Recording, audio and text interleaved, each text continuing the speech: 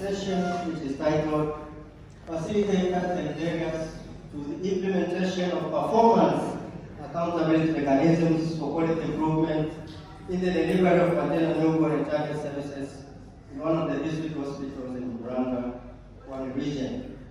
So, Francis, the first author, the presenter, alongside with my supervisor, Professor Tumanya Muhanga, Professor Kakoko, Dr. Sereni, the individual who gave the keynote speech, together with the Dean of the school, Professor Proby.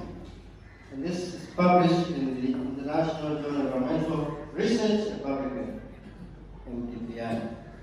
So, the introduction. We are talking about the rising global maternal mortality ratios, which are big in numbers, and you can see the percentage, although we have the decrease, since the year 2000, we see that most of these deaths are identified in sub-Saharan Africa, and in Tanzania, if you look back our history, you find that in 2012 census, we recorded maternal mortality ratios amounting to 432.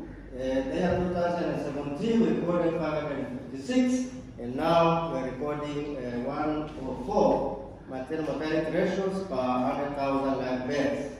So we see that it's a challenge. And what are the issues associated with that? We have a non-response of their systems. They really insisted a lot on this. And this manifests itself in poor quality of maternal newborn health services. Now, what should be done, as literature identifies, is all about strengthening accountability. Now, accountability is part of the 6 building blocks of the system. It is formed under governance and leadership or stewardship. So we say that this is instrumental in carrying the time of maternal mortality ratios. And there has been a systematic review done by Hilbert to sort of come out with that particular conclusion. Now, the context of our study, accountability, as I pointed out, has to do with an obligation to answer questions regarding decisions and actions of imposing sanctions for failure or comply with engagement. To engage in an appropriate action. Now, maternal mortality ratios now, which are now manifest itself in maternal and perinatal health reviews, that is one of the performance accountability mechanisms. This is an intervention which has been identified to see to the best of reducing this maternal mortality ratios. Apart from that, we have M&E monitoring and evaluation. Now, our performance accountability mechanism now, it has to do with demonstrating and accounting for performance, right? In the light of agreed targets and services, outputs, and outcomes. So this is the context of our study, and this is the area that we want to explore more. Now, what is the problem that we want to account for? We see that accountability is instrumental in finding the point of maternal mortality ratios, but little attention is invested in addressing accountability, particularly on the no-do business. We have been so much into the unknown, but we know the evidence. We know evidence-based practices to reduce maternal mortality, but we have very little attention in implementing these kind of interventions, which are evidence-based, which are also shown in literature. So other studies have focused so much on the human resource for health. Sereni is going to address to that, healthcare financing, and many more. But the studies now on the barriers to performance accountability mechanism are limited in scope, and it's not very clear on the existence. Look here, this is where the question lies. It's not clear the extent to which accountability mechanism is not yielding the expected improvement in maternal mortality ratio. This shows that this intervention is there, but little is done to scale up. What we want to, what's the objective? We really need to explore the facilitators and barriers to the implementation of performance accountability mechanisms, which fall under maternal newborn health services. And we are going to specifically now focus on MPDR together with M&E. What are the methods that we use to collect our data? We use a case study to explore the facilitators under that particular intervention. The data was collected between May and June 2021.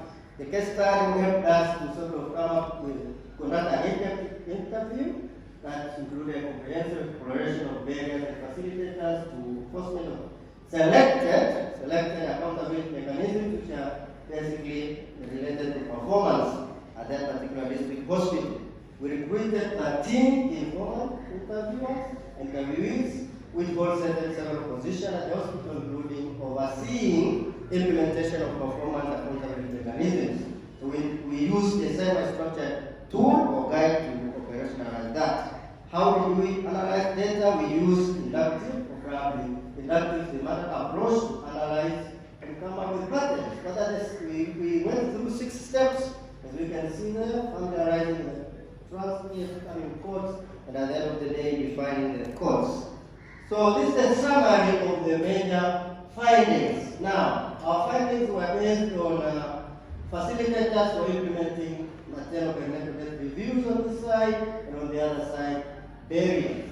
So we have we selected only 4 sub-interventions there, listing the facilitators and barriers, and this other side we have now facilitators for implementing MNE, and the other side barriers for implementing MNE. So let's look at selected results. One, we found that as a facilitator for implementing performance accountability mechanism, we found that government prioritizes this particular business, and it is putting it on its agenda. If you can recall, President Kikwete has been at the forefront of this, and much of his political will and government at large has done a little bit to improve.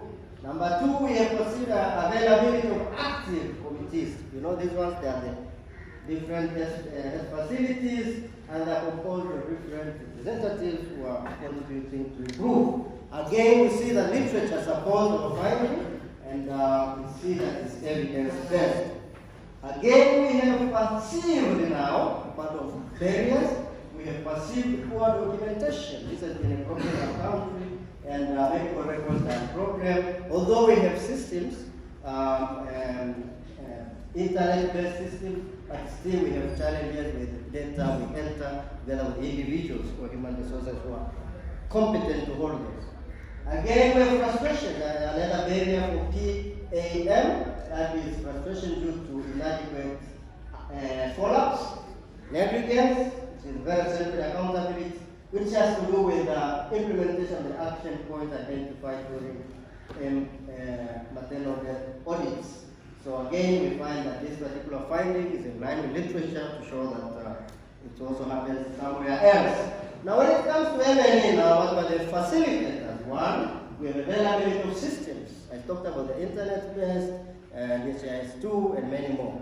But home is, these things are there, and they help us to sort of implement our interventions. Again, I'm quoting Boyer, I'm not sure whether it's accidental, but he did something on that. Again, another facilitator is the online system, particularly for MSP. It is helping us to sort of reduce issues regarding to the reduction of maternal mortality ratios. Literature has been pointing out that supply chain is a challenge. No systems are helping us. Now, again, we have barriers to implementing MNE, and that is audit supervision is performed on ad hoc. This country is full of ad hocs, and we need to change that behavior. Again, we see this kind of literature. I mean, this kind of finding was supported by a study done by Frumens to show that these things are the case. Inadequate HRH with skills, right? We're not just talking about available human resource, but we're talking about with skills to perform MNE, and perform activities or tasks related to maternal care. So again, we really did a study to complement that. What are the conclusions that we can come up with is that identified barriers, right? Identified barriers to performance, accountability mechanisms. Together with MNE, they are systemic. So we really talked about system thinking, and they may account for limited effectiveness in the improvement of quality of care. So quality of care is again occurring with what MPS did with HIV, but also because of system thinking, it applies to other domains. So quality improvement now, improvement of quality of maternal care requires upholding the enablers. Probably, if you are able to eliminate, not even decreasing the challenges. Recommendations. One, you need to institute appropriate and corrective measures.